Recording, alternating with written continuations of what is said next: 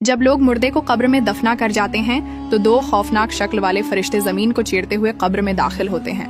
हदीस में आता है कि ये फरिश्ते मुनकर नकीर हैं।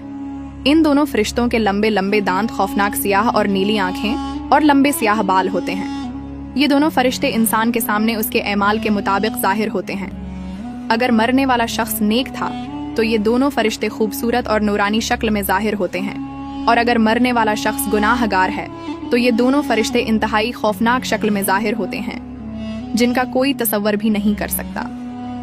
रसूल सल्लल्लाहु अलैहि वसल्लम ने इरशाद फरमाया, जब मैयत कब्र में दफन कर दी जाती है तो उसके पास नीली आंखों वाले दो फरिश्ते आते हैं। एक का नाम मुनकर और दूसरे का नाम नकीर होता है। ये दोनों फरिश्ते उस मरने वाले शख्स से सवाल करते हैं, तेरा रब कौन है? अगर तो मरने वाला शख्स नेक हो तो वो जवाब देता है कि मेरा रब अल्लाह ताला है। उसके बाद दूसरा सवाल किया जाता है कि तेरा दीन कौन सा है? अगर तो मरने वाला शख्स नेक हो तो वो जवाब देता है कि मेरा दीन इस्लाम है। इसके बाद सवाल किया जाता है कि तेरा नबी कौन था? अगर तो मरने वाला शख्स नेक हो तो वो जवाब देता है कि रसूल सल्लल्लाहु अलैहि वसल्लम मेरे नबी हैं। इसके बाद उस नेक शख्स की कब्र को 70 हाथ वसी कर दिया जाता है और उसकी कब्र में जन्नत की खिड़की को खोल दिया जाता है। उसकी कब्र जन्नत के बागों में से एक बाग बन जाती है और वो कब्र नूर से भर दी जाती है। उसके बाद मुनकर नकीर उस नेक शख्स से कहते हैं कि अब तुम सो जाओ और आराम करो।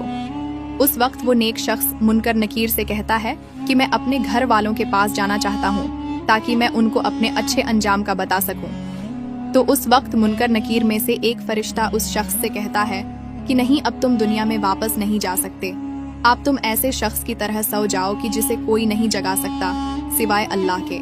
दोस्तों, अगर मरने वाला शख्स काफिर, मुशरिक या गुनाहगार हो तो मुनकर नकीर फरिश्ते उसके सामने उसके एमाल के मुताबिक जाहिर होते हैं, यानी खौफनाक शक्ल में आते हैं और उससे भी यही 3 सवाल करते हैं कि तेरा रब कौन है, तेरा दीन कौन सा है और तेरा नबी कौन है।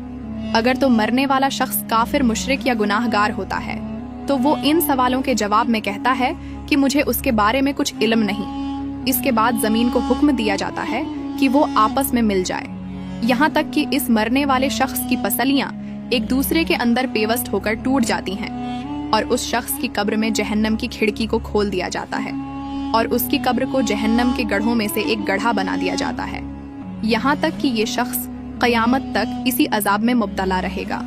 हदीस में आता है कि उन दोनों फरिश्तों के पास इतना बड़ा हथौड़ा होता है कि अगर रुए जमीन के तमाम इंसान और जन्नात मिलकर भी इस हथौड़े को उठाना चाहें तो उसको न उठा सकेंगे, और अगर ये हथौड़ा किसी गुनाहगार इंसान को मारा जाए तो उसका पूरा जिस्म और हड्डियां रेजा रेजा हो जाएं।